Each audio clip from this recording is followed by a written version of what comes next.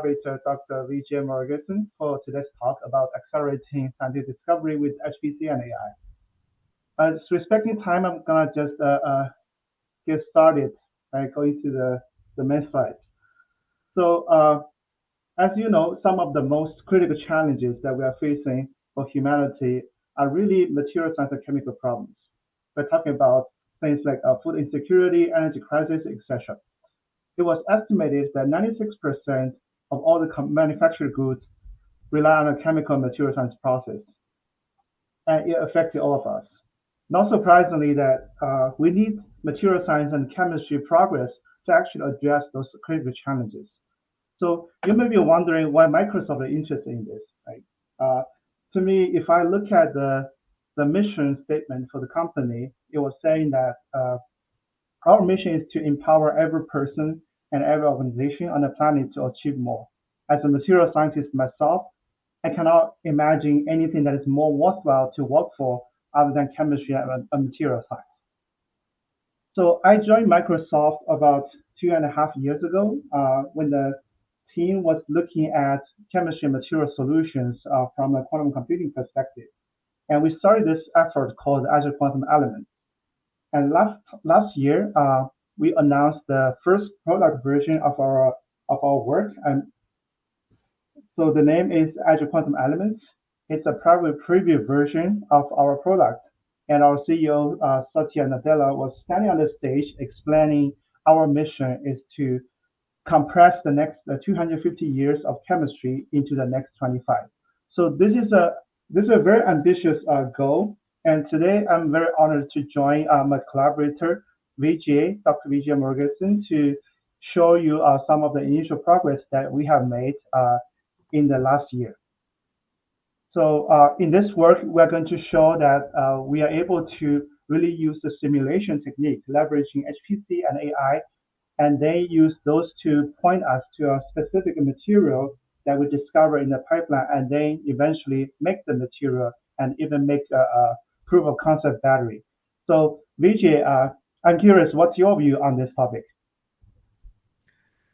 Yes, thank you, Chi.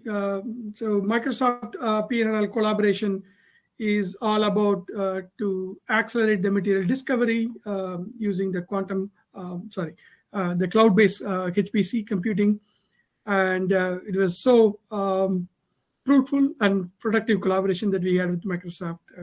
So we were able to synthesize one of the material, and we are actually to show that in a viable battery that it works. Mm-hmm.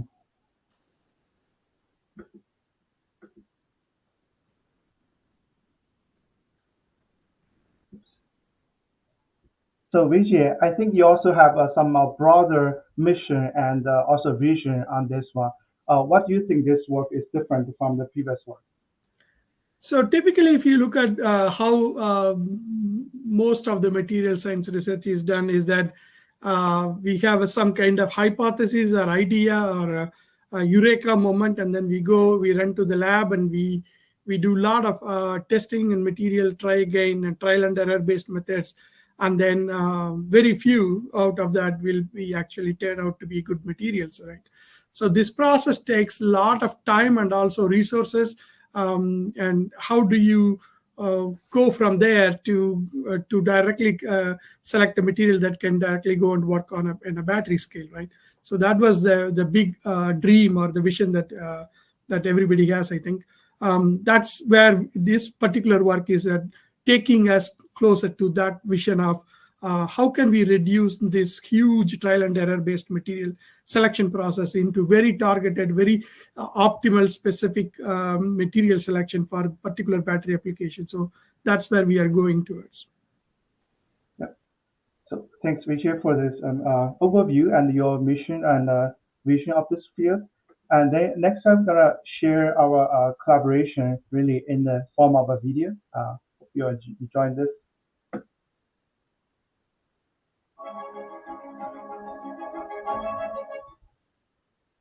We're joining forces with Microsoft to explore this convergence of artificial intelligence, high-performance computing in the cloud. And this is a shift that the world of science hasn't seen since really the dawn of supercomputing. And for us, it's helping us tackle these challenges in chemistry and material science that are embedded in the search for new energy storage solutions that the world needs. My name is Vijay Murugesan. I'm a material scientist here in Pacific Northwest National Lab. My research is mostly focused on designing next generation battery materials. Electricity generation needs to be renewable energy, but the renewable energy is not constant. It's sporadic, right? There's a lot of rain, there's no sun, a lot of wind. Battery gives you an opportunity to store energy in a compact way and deliver it whenever, however you want. Microsoft was really excited to work deeply with an organization that has strong roots in chemistry, material science, and how those disciplines relate to sustainability. Our goal was to work with PNNL to take the burden of exploring vast chemical or material spaces. Computational tools allow us to put the emphasis in the most promising parts of that discovery process. That's going to require a new way of doing chemistry that's computation first. Our team discovered a new electrolyte that uses 70% less lithium than shown in other industry announcements because it replaces part of it with the earth-abundant compound, sodium. Azure Quantum Elements accelerated the initial phase of the discovery process. It took what would have been 20 years of computation and compressed it down into 1 week to identify the most promising candidates for later exploration. Battery has multiple components. You are trying to put completely different type of materials together, and then you are asking them to work together as a synergetically. One part of the battery is called the lithium ion. Lithium is fast.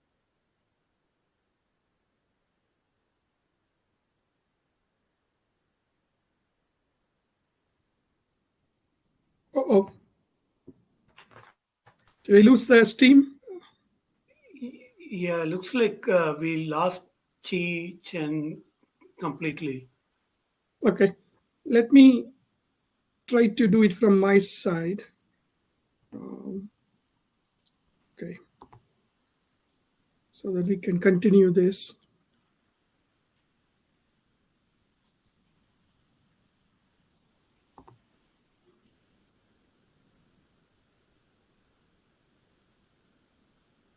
In the meantime, I'm going to speak up.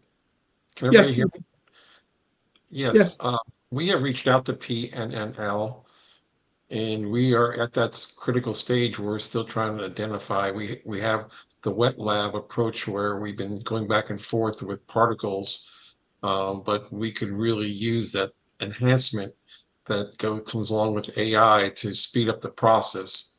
We're working on the cell, but we still could use a lot of help. So we have reached out to the organization, and having Microsoft to help us to speed up this process would really help.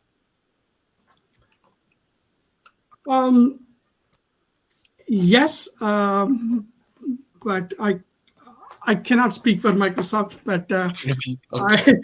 I don't want to speak for Microsoft. But Yes. I see that from my interaction with Microsoft, I think they'll be happy to. Yes, and you're at PM. You're at the yes. You're at PNNL. Yes. So I'm a staff scientist in PNNL, and Chi is from Microsoft. So I'm going to reach out to you after this meeting. Yes, please do so. We'll be happy to chat with you and help you in every possible way that we could. Let me see what. I've been trying to tell my guys to model this and try to get it in there and crunch on it. Ever since I heard about that one news about the capacitor group that was able to take a capacitor and shave off 10 months.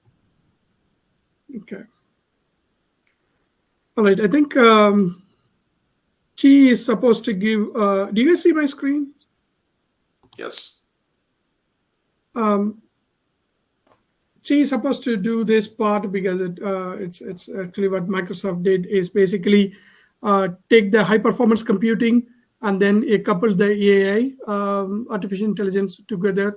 So it's a cloud-based high performance computing coupled with the power of AI to develop a new materials for that. So what it gives you is that the scale, because of its cloud computing and HPC, and then the speed of the quantum accuracy, the DFT level accuracy, and also the HPC on that. So the speed comes from AI, accuracy comes from the quantum, and then the scale comes from the HPC. So they're able to put all these three things together to actually take it to the next step, and that's what the main the platform was. That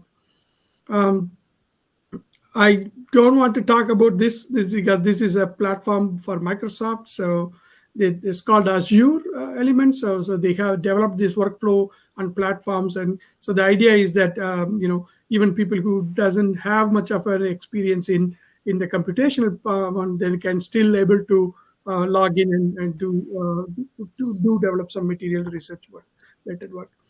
So again, I'm just going to go through the slides, and like I said, I'm not an expert. I'm not speaking for Microsoft, so it's their slide, and I was hoping Chi can come jump in and join. But I am going through the slides just to. But when it comes to the PNNL part, I'll be happy to talk more.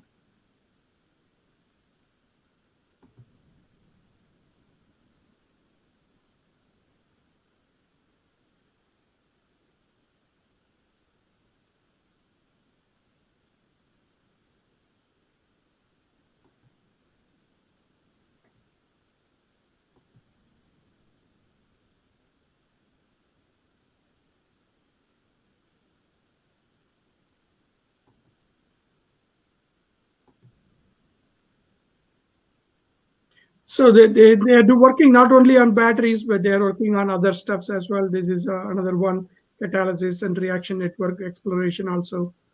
Again, I don't want to talk for Microsoft on this. This is how they are doing with AI and to the next stage.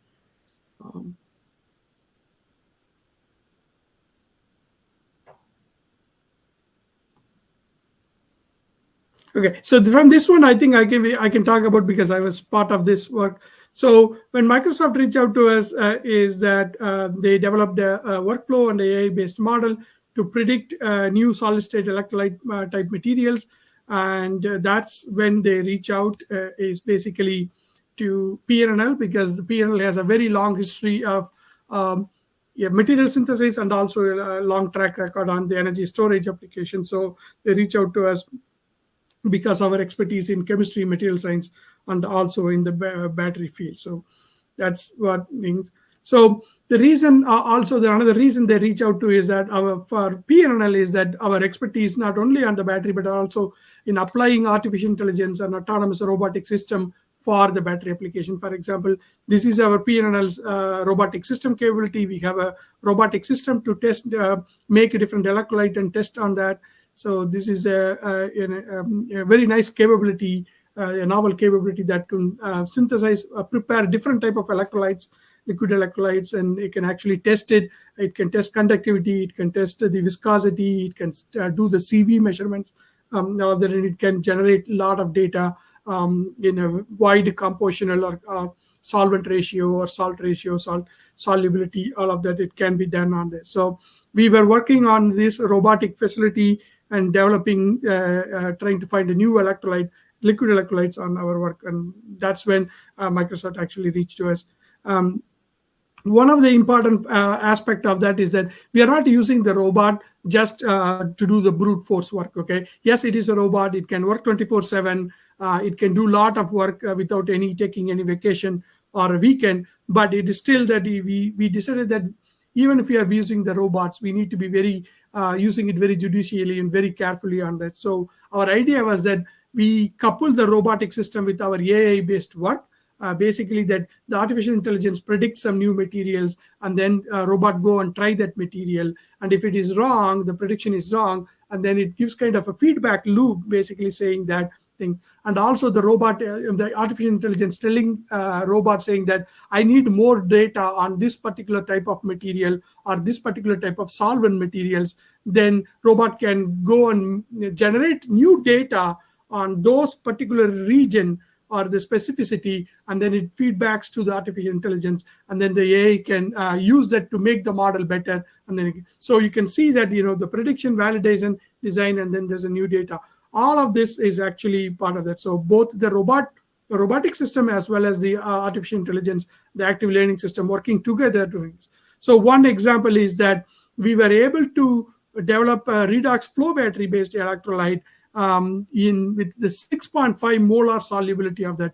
But just to comparison, the most of the recent reports is about 1 to 2 molar, maybe 2.5 molar solubility of redox active molecules on that. The reason that we are able to achieve that is that this is a non-aqueous solvent mixture. You can mix with more than 2 or different organic solvents to increase the solubility of that, right? So working synergistically between AI and the robotics, we're able to achieve 6.5 molar solubility by changing the solvent ratio and things like that. So this is a good example that we published recently on that. And this is the work behind that, but Microsoft reach out to us and say that we want to work with you and can we do this artificial intelligence based material selection process on that. So we established a collaboration. So we were able to develop, it was 9 months into it, and we were able to develop a material, and we want to test the electrolyte material. So basically, it took only 1 week of time for Microsoft to swift through 32 million candidate, and then identifying about 500,000 of them are stable, and then down select and then finally they come to us with 18 materials, and then we go forward on making those materials on that. So that's what they did. So basically they built 32 million new materials on it with different based on the crystal structure and the formulation and regulations of the crystal structure phases. From that 32 million, they were using the AI to down select to about 500,000, which are thermally and chemically stable, so that it can exist. And then from there, they were doing the high performance computer based HPC based screening, down select about 800 of them as a viable solid state electrolyte material. And from that, they were doing some molecular dynamic simulations on that, and then down selecting further into about 150 materials. And that's when they approached us to the PNNL and said that how can we reduce this even further? How can you help us on this? On that collaboration, we started working with the human-informed validation. Is basically PNNL staff scientists with the experience in the battery material go in and then help them down select further into about 18 materials. Some of the materials are actually, part of them are actually known materials. So it's actually good because the AI actually predicted material that we know it works. So we were happy that some of the material are actually known materials. So it kind of validates the idea of the AI-based predictions. And out of the 18 materials that we synthesized one material, and then we kind of as a validation of their methodology and the predictions on that. So that's what we did. I don't want to go into the details, but like I said, this is Chi was supposed to do. Because of the high performance computing and cloud-based computing, they were able to scan through all of these materials and identify within 1 week. They were able to 80 hours. That's all it took for them to down select up to 150 materials from 32 million. So that's what, like I said, the PNNL battery team jumped in and then helped them down select from 150 to 18.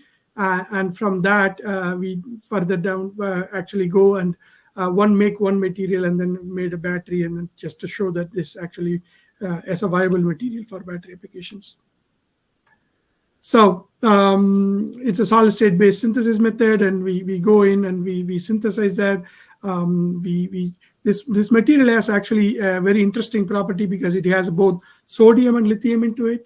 So it's actually a dual ion conductor. It can conduct both sodium and lithium. So it's kind of a very interesting, intriguing prospect of that.